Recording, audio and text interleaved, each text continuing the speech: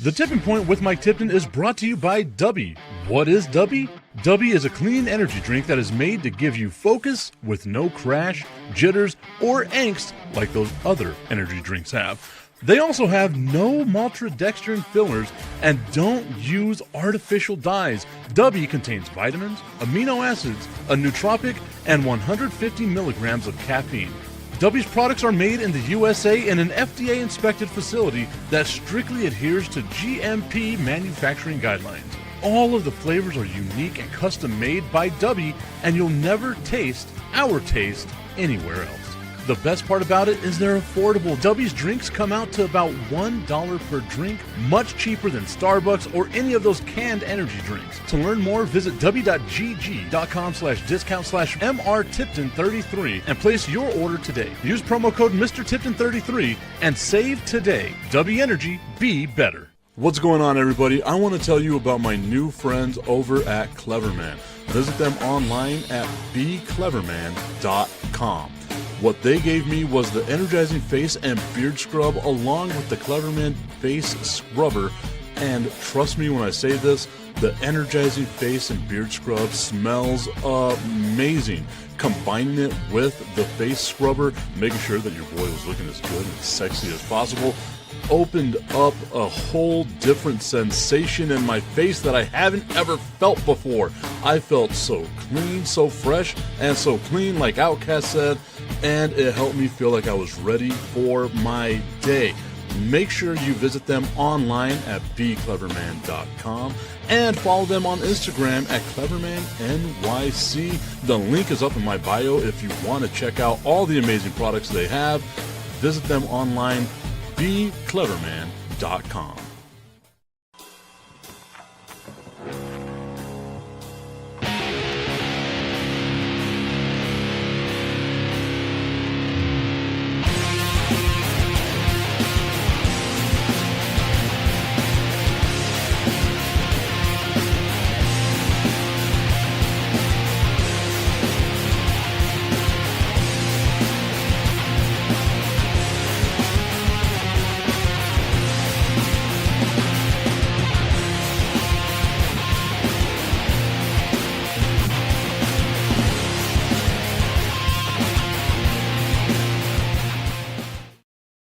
What's going on, y'all? It is Tuesday morning. It's time for the Tipping Point with Mike Tipton, hanging out with you here live on Facebook, on LinkedIn, on X, and, of course, on YouTube via Tipton Sports Broadcasting Network and, of course, the Under the Hood podcast channel. Shout out to our friends over at Under the Hood. Hoping that everyone is having themselves a great day so far. Had a wonderful weekend. Whether you were barbecuing, doing all that stuff, let's not forget the sacrifice that people have given for us to enjoy the rights and things that we have here in this country. Now, one of the things that I got to enjoy this weekend was an amazing fireworks show over at Southwest University Park. The El Paso Chihuahuas had themselves a heck of a homestand this week.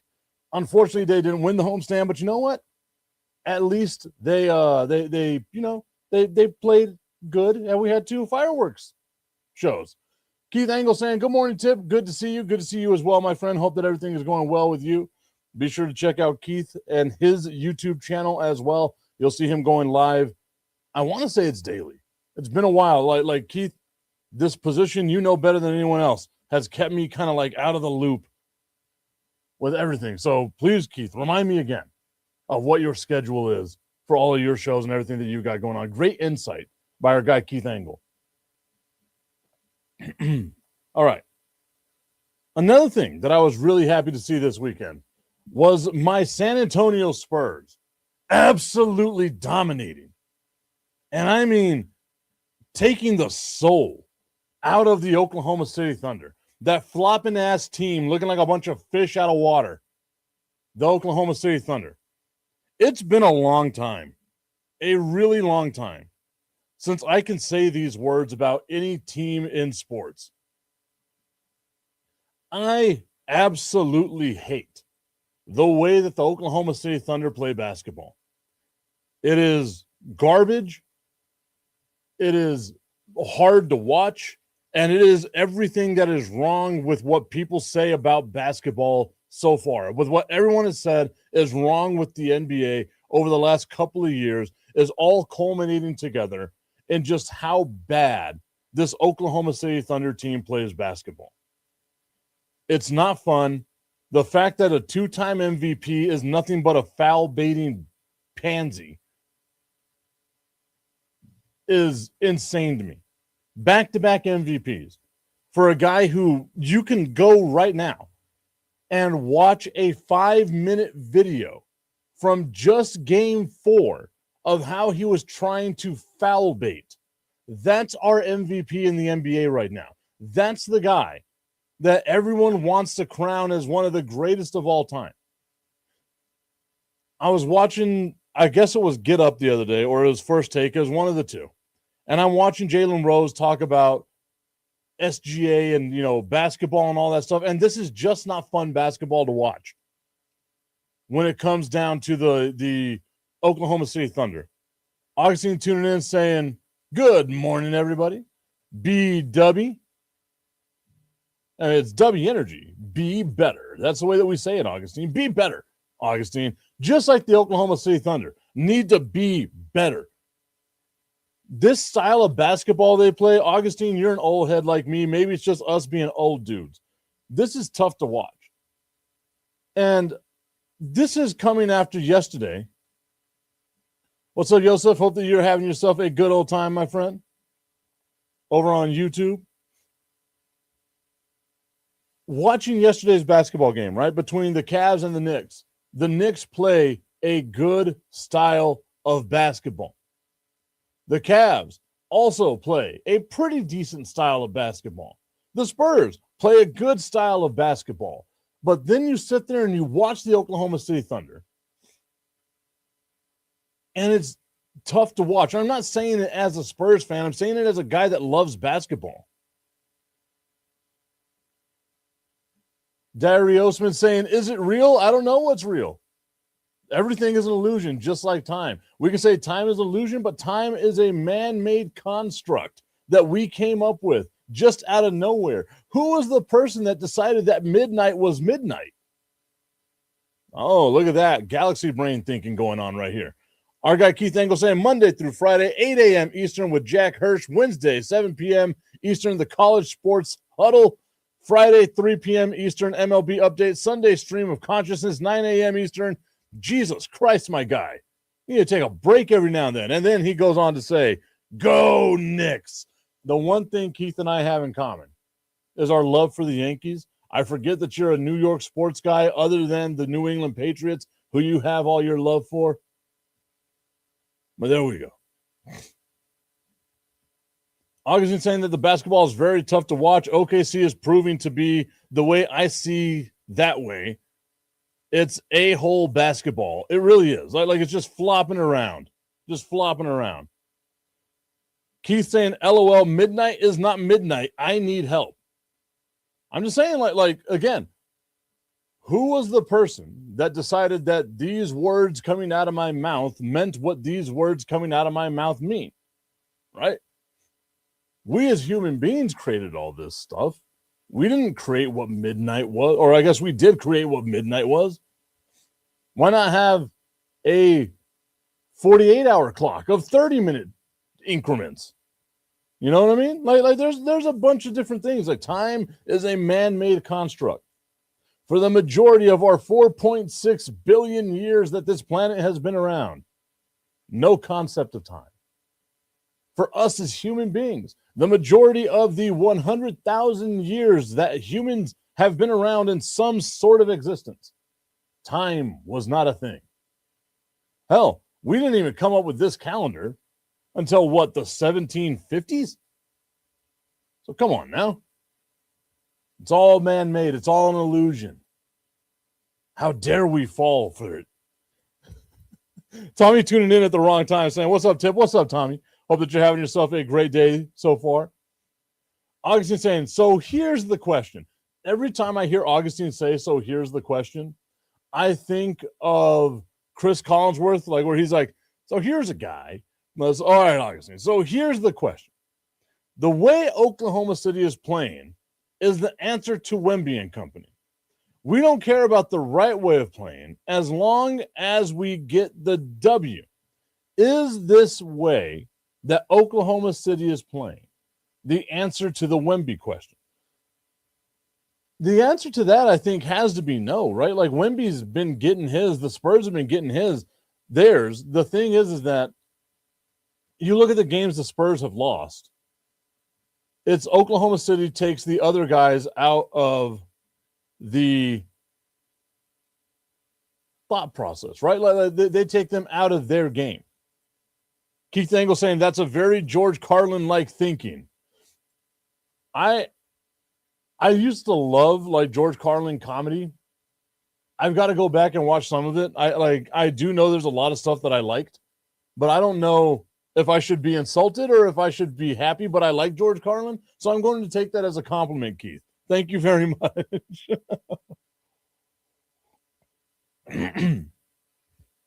Is the way Oklahoma City plays the answer to the Wemby question?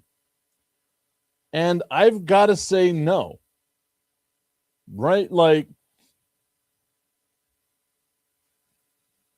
we're seeing the thing. There we go. Keith saying that I got to be happy. Thank you, Keith. I appreciate it. I will be happy. We're seeing the issue that I said the San Antonio Spurs have this entire postseason, which is they're young. They're going to be inconsistent because they don't know how to deal with these situations. Hell, you look at it the other day. Mitch Johnson pulls Carter Bryant aside, gives him a couple of like, hey, man, we need you. We need you. You got to lock in. You got to be on this.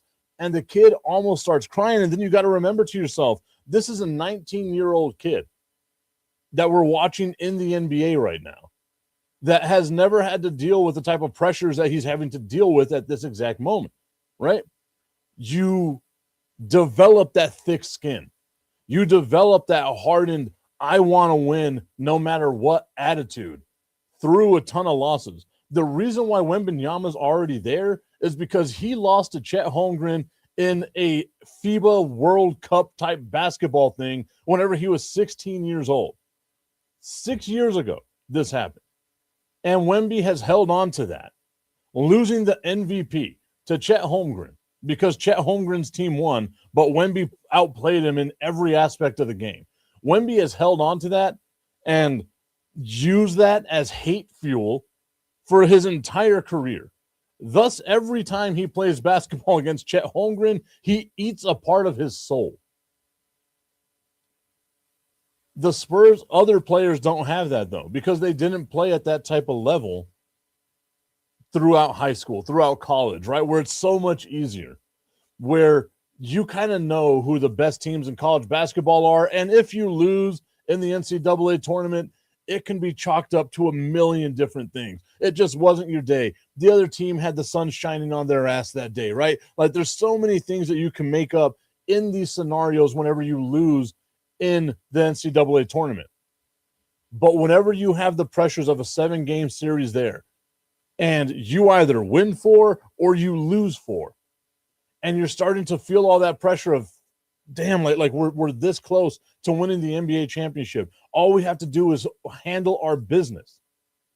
You get that through maturation. We're watching right now the maturation process of the San Antonio Spurs. Oklahoma City went through it. Golden State went through it. The Lakers went through it. Every single team in NBA history that has become a dynasty, that has won championships, has gone through that maturation process, has gone through getting their heart broken at some point in time in the playoffs, whether it's the first round, second round, Western Conference, Eastern Conference Finals, or in the NBA Finals. It happens. If San Antonio, big caveat here, if San Antonio were to win the championship, that would be the outlier for basketball history. And y'all know me, I love my history. I will always err on the side of history. That's why I think if San Antonio makes it to the NBA Finals, the New York Knicks have to be the favorite here. Because the Knicks are a hardened team. This last year, they make it to the Eastern Conference Finals. They fall to Halliburton and them boys, to the Halliban. This year, look at the way the Knicks have bounced back and dominated teams. The way that they dominated Cleveland last night, winning by 31 points. All of their game-winning games or series-clinching games for the New York Knicks have been wins of 30, 54, and 31. They are closing out series because they know what it was like last year to not live up to that expectation, to be so close to the brass ring and not able to grasp it. San Antonio has to learn that. The question is going to be, if they get bounced in this round or the next, how will they bounce back next season? They are missing that one guy, that veteran guy, right? Yes, they have Harrison Barnes. Okay. That's the only veteran presence they have. That's the only guy with real playoff experience that they have. They're all learning it at this point in time. And the fact that they're even in some of these games where you can say, okay, maybe they lost this because they didn't have De'Aaron Fox, they didn't have Dylan Harper, XYZ happened, the Thunder got lucky. Look at the games that the Spurs have won, and you know that they have Oklahoma City's number. It's just Oklahoma City is a far superior team than what San Antonio has right now, because they have to go through this maturation process. Augustine saying OKC should concentrate on the other guys. We will get this. Wemby will get his. But if they have to limit, Castle, that'll make a huge difference. And then he goes on to say, Wemby will get his. Oh, of course. I agree with you. It's kind of what San Antonio did in the first matchup that they had with LeBron James in the finals in 2007 when it was Cleveland versus San Antonio. Let LeBron get his. Everyone else, stop them from getting theirs. They did that in the 2013 NBA Finals. Just Ray Allen happened to be wide open in one little area after an offensive rebound, makes that bucket. Otherwise, we're talking about the Miami Heat having one championship in those four NBA Finals runs. And, of course, the way that San Antonio beat the Miami Heat in 2014. Let LeBron get his because you will never stop LeBron. It's got to be the same way that Oklahoma City plays. Let Wemby get his because you will never stop Wemby. The fact that he got the ball at half court, crosses over somebody, raises up with 3 Oklahoma City Thunder players surrounding him, and doesn't hoist up a shot, doesn't shoot a prayer, shoots an actual set jump shot from half court. And it was damn near perfect. I had to watch it multiple times to see if it even it felt like it airballed because of how smoothly it went through the net. Like one of those perfect shots where it just hits the rim but goes through the net without really moving the net. That's what happened with this shot that Wemby shot. A 7'5" guy bringing the ball up the court, stopping, shooting with 3 guys around him, contesting the shot from half court, remember, and absolutely draining it. It was just Wemby's day that day. Whenever you're Oklahoma City and you see a dude that big make that shot, you just got to know today's not our day. Let's dial it in, boys. We're just going to sit back on the bench and let this guy do his thing. Because there's no way, absolutely no way, that you can look at it and be like, damn, we've got a shot. We have something going for us here. And the thing is San Antonio built this team specifically for Oklahoma City, specifically to battle Oklahoma City. They play them tough defensively. I know I railed on it a little bit earlier. I hate the fact that Oklahoma City gets bailed out. I get it. You're the defending champions. The champion always gets the call. Blah, blah, blah, blah, blah, whatever archaic mindset we have when it comes to, giving respect and genuflecting to the champion. I get that. But they should not get the foul calls that they get 90% of the time. And if you're going to call some of those ticky-tack fouls, it has to go both ways. You're finally starting to see Hartenstein get called for him grabbing Wembanyama. for Chet getting called for grabbing Wemby's arm and stuff like that, trying to prevent him from getting a rebound, which I totally understand. When the dude's that big, you got to do anything you can to stop him. I remember playing basketball as a kid, right? Being 5'10", hell, even as a young adult, right? Going to like pickup games, being 5'10", and having to guard dudes that are like 6'3", 6'4". Hell, one time at a pickup game, for whatever reason, my team made me guard some dude that was like 6'3", 375 pounds. This was a much smaller tip at the time, where I was, again, 5'10" and like maybe 200 pounds. The commish saying top of the tip, Money Mike. That just sounds weird. And say, what's up to Tommy Carranza?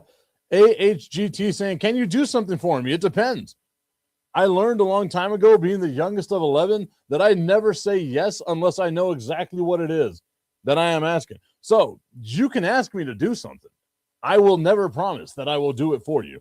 But yes, you let me know what it is you want, then I will decide as a human being, as a sentient being right now, whether or not I want to do this for you. AHGT. So the best you can do, shoot your shot. The worst thing I can say is no. Although, I mean, depending on what you ask, I might not be the one. Let's just put that out there. I have this lack of a filter that I believe Keith, Augustine, Tommy, and the commish have all seen come out from time to time.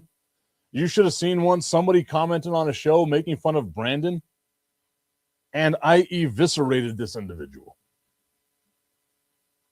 You don't come after my people.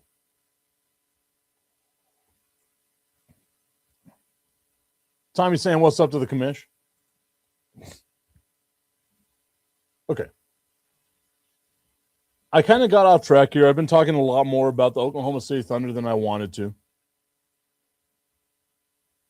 Augustine saying, Brandon? We can't make fun of Brandon? No. People that know Brandon can make fun of Brandon. If you're just some random on the internet, nah, son. You don't get to come after my dude. That's my dude. That's my bitch. I get to make fun of my bitch. You don't get to make fun of my bitch. My bitch is my bitch, and I make fun of him.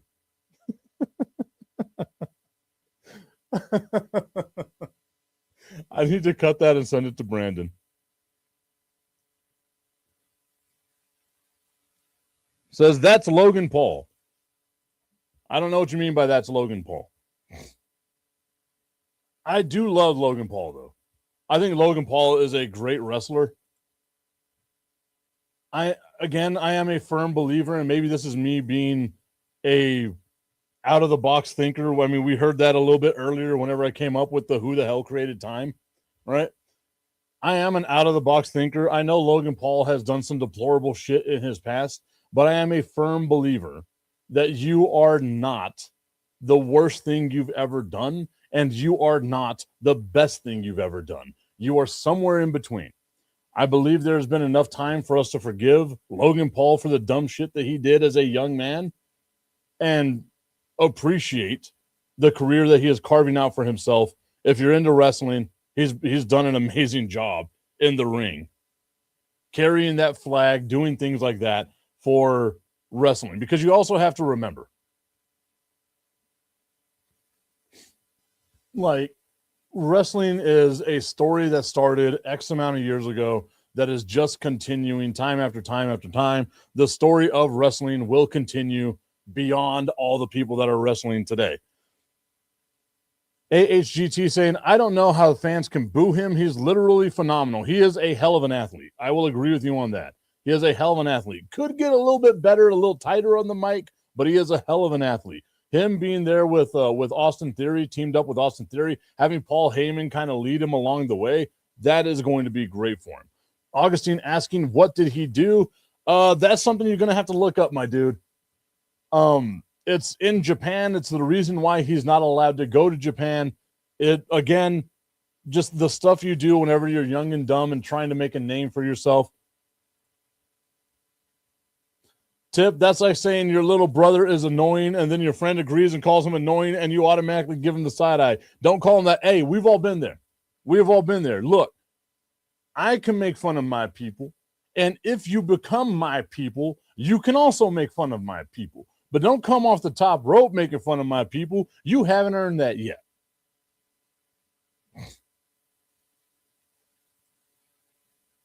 AHGT saying, I missed the U.S. Championship with John Cena.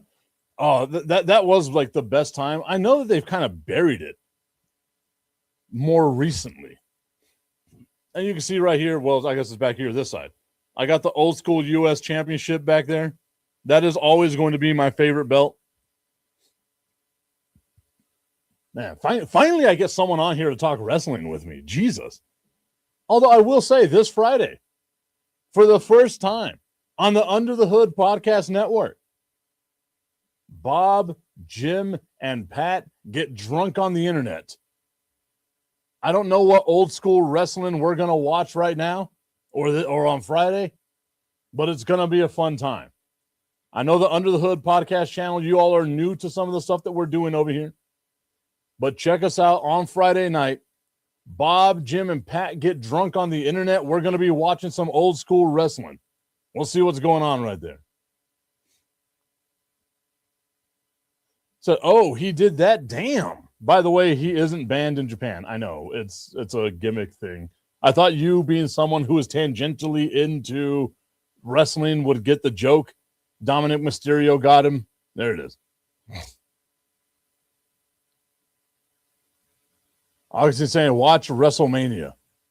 Well, this past WrestleMania, I don't think they want to watch it. It was not good. Plus, a lot of commercials. A lot of commercials.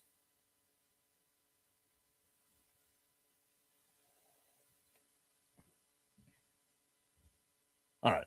Got to get back on track here. Talking wrestling. I love talking wrestling. But I got to get back on track here. I got to give the New York Knicks, obviously saying watch wrestling. We have watched WrestleMania 1.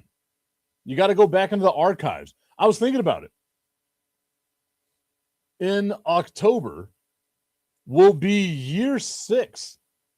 Year 6 of Bob, Jim, and Pat getting drunk on the internet. It used to be called We Did a Podcast Once, but it turned into Bob, Jim, and Pat get drunk on the internet. We did this as our way of coping through COVID at the time. And who would have thought? A week after doing the very first Bob, Jim, and Pat get drunk on the internet, I got laid off from iHeart. Coincidence? Probably not. It's got to be 1,000% a coincidence. But again, I gotta give the love to the to the New York Knicks here, Keith Engel's team. The way that they dominated the Cleveland Cavaliers, I would have thought Cleveland could have come out, would have won a game or two, would have made it some sort of a series.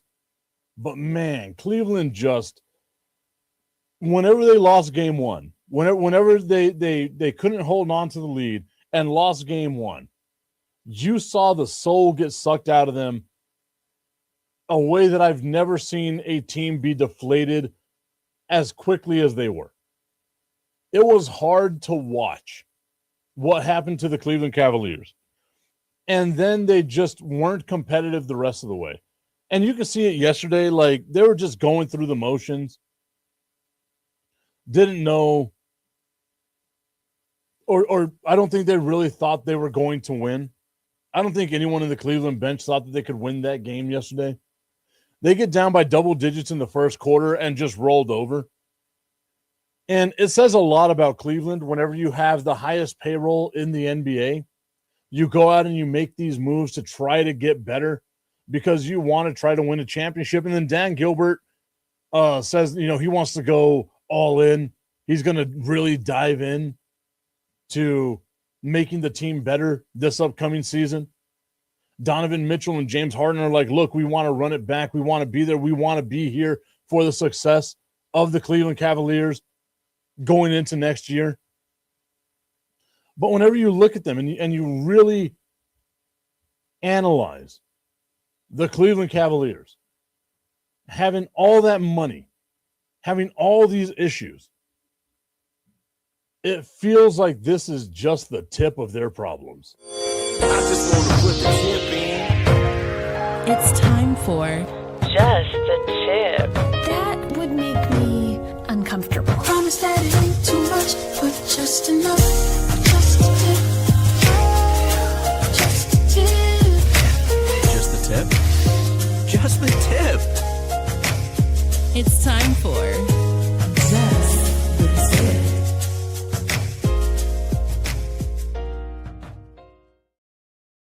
Just the Tip is brought to you by our friends over at www.myhappynuts.com. It is rocket science for where the sun don't shine. The best odor protection, sweat protection, anti-chafing protection that you can ask for. Guys, take care of yourselves. On this weekend, it was hot. It was muggy. I felt absolutely gross, but my boys, they were feeling absolutely amazing. My nuts were the happiest they've been in years. Not necessarily years. I probably should have said that better. Let me go back so I can fix this for my friends at www.myhappynuts.com.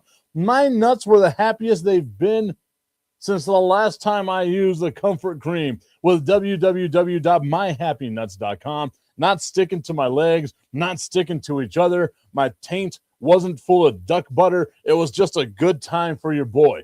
Imagine going through all that heat. We're here in El Paso. It's 9,000 degrees throughout the entire summer, but I'm feeling fresh as a daisy down there because I've got the comfort cream or the comfort powder. I slather them up all over my hands, just grab me a handful and rub it in as best as I absolutely can.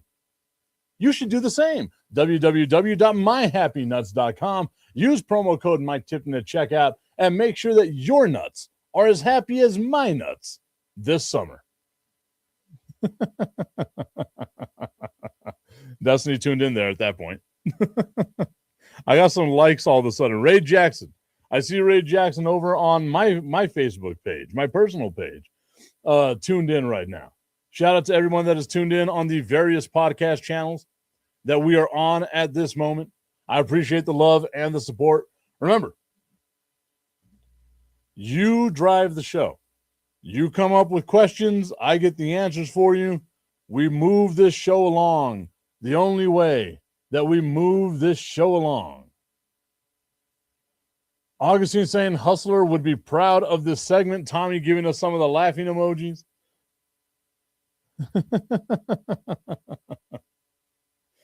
Destiny saying that she's been tuned in for a while, just loves hearing how happy my nuts are. Ray Jackson saying, good morning, Ray. Hope that you're having yourself a good time, my friend. I did notice after that Happy Nuts promo that the numbers kind of went down there a little bit. We've got to get the Under the Hood podcast people used to the debauchery that is known as Mike Tipton. Augustine saying that the Champions League final is this Saturday. Arsenal versus Paris Saint-Germain. PSG, as the layman would say.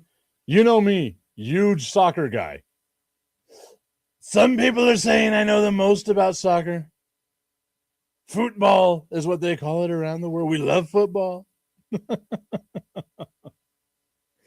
Oh, man. I can't wait for the day that, like, people tune in and that's, like, the first thing they get is me doing my Trump impersonation. They'll either think that I'm really mean or I'm really dumb. Either way, I'm happy with it. Going over to ESPN.com, checking it out. I was looking for, like, headlines in the NFL so I can talk a little bit of NFL because I know Tommy doesn't want to talk about how dominant the Spurs were this weekend. I know nobody watched the Dallas Renegades lose against the Louisville Kings the way that I did in the UFL. I might be the only person watching UFL games, by the way. You say that you're tired of no football? There is football right now. So, just in sports, The Iranian national team is not staying in the USA. They are going to stay in Mexico and commute for their World Cup games. Understandable. Definitely understandable. It is. And I hate this because, like, normally I understand you got to be, keep the politics away from sports and blah, blah, blah, blah, blah. But the World Cup coming to the United States, the tickets being sold at the lowest rate they've ever been sold at because of the fear of getting detained.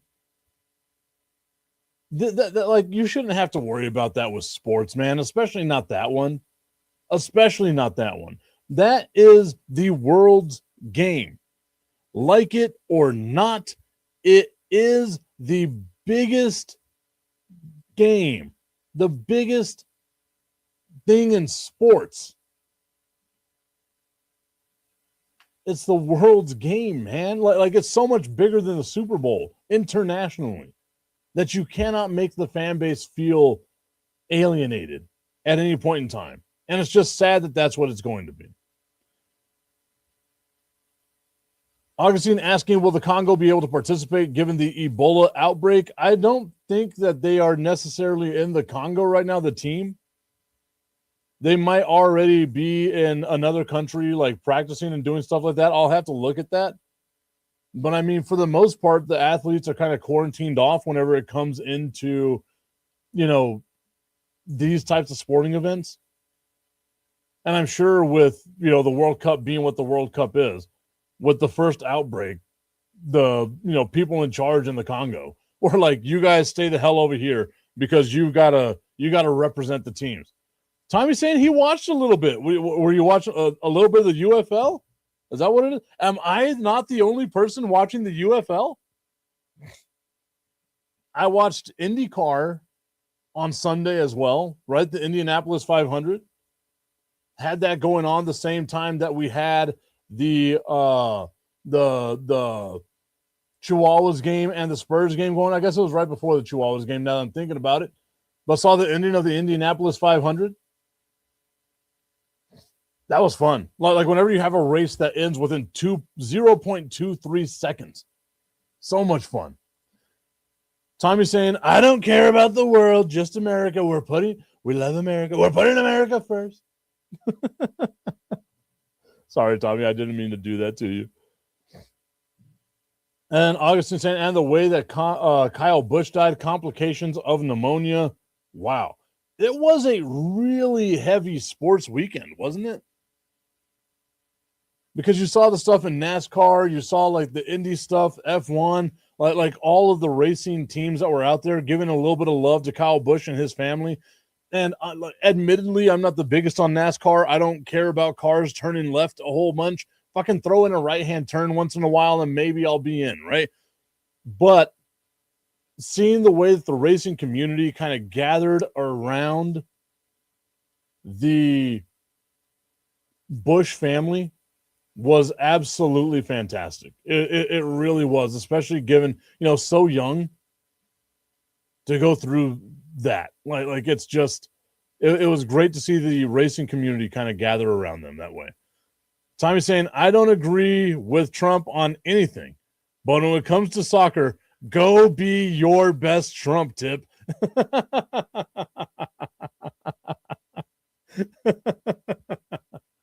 That's where we bridge the gap, is Tommy's hate of soccer. And Tommy did watch the UFL this weekend. I made the joke. The Dallas Renegades were eliminated from their playoff contention. 3-4 on the season right now. Louisville goes up to, I want to say, 5-4 on the season. It makes me a little sad that another team in Dallas gets eliminated. Can't spell Dallas without multiple L's. But it's okay. I mean, this is what I get for cheering on, multiple teams. And again, I don't have like a emotional connection with the Dallas Renegades, but I'm starting to develop it because I want to see them be successful. The Renegades now, I guess 3-6 is what they are in the season. I don't know why I said 3-4. They are eliminated along with the Columbus Aviators and the Houston Gamblers. Both teams in Texas eliminated.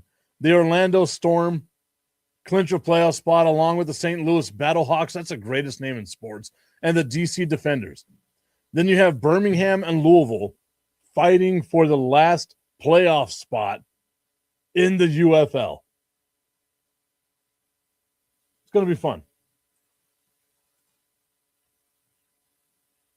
Coming up this weekend, Friday night, we have the Renegades and the Battlehawks. Let's see what the Renegades can do. Just go out on a high note, Renegades. But I know the Battlehawks are one of the best teams in the NFL or in the UFL. They are a 3.5-point favorite. The Gamblers and the Stallions. Again, if Birmingham wins that game, they've got themselves a shot at making it to the playoffs. And if the Aviators find a way to beat the Louisville Kings, the Stallions make it to the playoffs, the Kings don't make it to the playoffs. All the Kings got to do is win, and they're a playoff team. Look at that. Look at that. Drama coming into the last couple of weeks of the UFL season. Augustine saying 3-6. That's the Dallas way. It has been tough for Dallas these last couple of months, hasn't it? With as bad as the Cowboys season was. Sorry about that. Jesus, I just yawned myself. I'm tired, guys. I'm sorry. The Cowboys season was bad. The Mavs season was bad. The Stars underachieved. The Texas Rangers aren't doing well. The Renegades aren't doing well. Been a bad year for Dallas. But all that means is that we will get better going forward. That's what that means. I'm an optimistic. Look at that. Glass half full tip. That didn't sound right, but I'm sure that that's the way that it's said, that it's done, right? Like glass half full. We're good. We should be. We're all right. Looking at baseball. It's been a while, guys. It's been a long time since we got to talk about the MLB and what's going on with the MLB. As we come to an end of May, I've got to at least talk a little bit about baseball. Yes, I know we've got a ton of season left. Still over 100 games left. That is fucking asinine. There's still over 100 games left in the Major League Baseball season. 3-6. It's the Augustine way, says Tommy. 3 wins is a lot for Augustine. I think his way is more like 1-8. That's the Augustine way, or 0-9. Can't spell Augustine Pimentel without an L. The Tampa Bay Rays with the best record in the AL East right now, 34-17.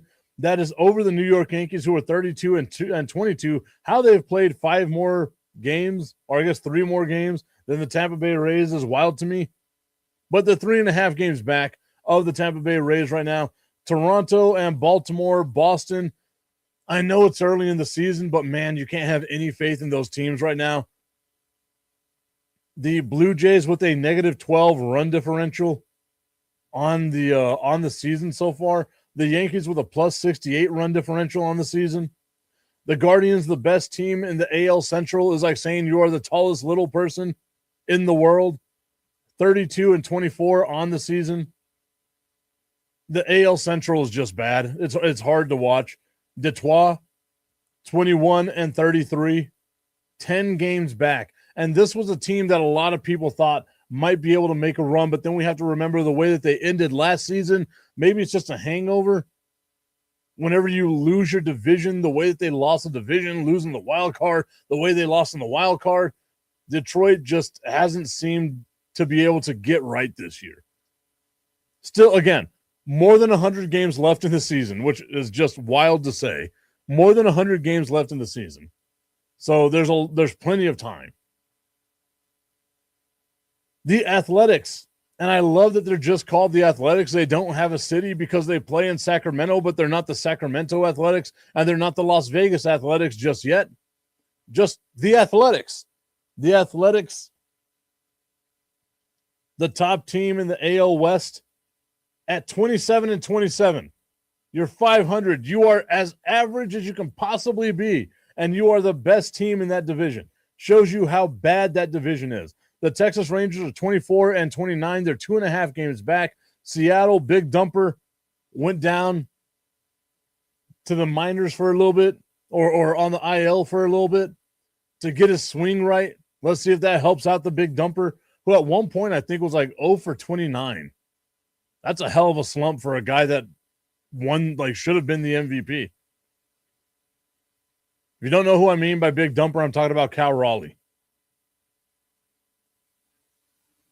Tommy's saying we're only 12 games back, Tip. We'll turn it on later. That's right. Hey, stay 12 games back by the time like July ends and you got August and September to get some wins there. I'm with you. We've seen it happen before. So you know what, Tommy? You are right. I was wrong. I apologize. There's plenty of time for the slovenly and disgusting Boston Red Sox to try to turn it around. Gross ass team. City smells like a dumpster. I talk to my friends all the time because they tell me how much they love Boston. And every time I went through Boston, it smelled like a litter box. And I don't know if that's just my ingrained hatred for the city of Boston, being a New York Yankees fan, thinking that the Celtics were super overrated in the 50s because, yes, you had 13 straight championships or whatever, but it was also, 4 teams in the league. Like, context matters when it comes to legacy stuff. Boston just, I don't know, smells gross to me. I've never wanted to go to a game at Fenway. I know a lot of people are like, oh, you got to go see a game at Fenway Park. No, I don't. Why would I go to that dumpster fire? Tommy giving me the laughing emojis. Moving on to good baseball and not the Boston Red Sox. The Atlanta Braves, 36-18 on the season, leading the AL East. The Washington Nationals, 8.5 games back this early in the season. But again, a lot of time left. Maybe they can turn it around. The Milwaukee Brewers with a 2.5 game lead over the St. Louis Cardinals in the NL Central, and the LA Dodgers and the San Diego Padres, 2.5 games separating those two teams. The Padres, they've got some talent, and I think that this has to be the year, right? Like, this has to be the year. They have to slay the beast of the LA Dodgers, or else we're going to see a completely different looking Padres team in the future. Oh man, it's one of those difficult ones to kind of think about. How much money do you want to spend on a team to just be a mediocre ass team? That's the real question that's got to be answered here for the San Diego Padres.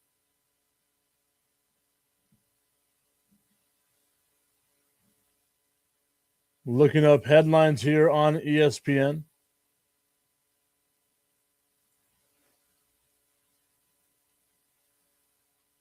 Manny Fernandez, a star on the 1972 undefeated Miami Dolphins team, dies at the age of 79.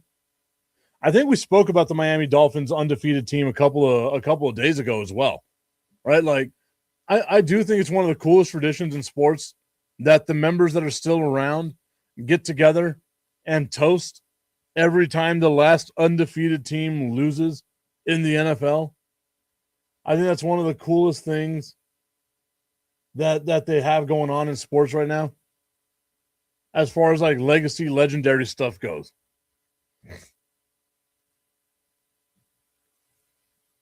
The Knicks fans took to the streets and partied like it was 1999 because the Knicks have made the NBA Finals for the first time since 1999. That year, the Knicks lost to the San Antonio Spurs. The Knicks were the 8th seed, but made it all the way to the NBA Finals, but lost to the San Antonio Spurs. And it's an awesome story. Like, you look at the way all the shit the Knicks had to go through to get to this point. And you don't have to be a Knicks fan, but you got to feel good for Knicks fans because it's like, man, it's finally paid off. You guys have finally gotten there. You're doing a lot better. The team is doing a lot better. You got to love it. You just absolutely got to love it.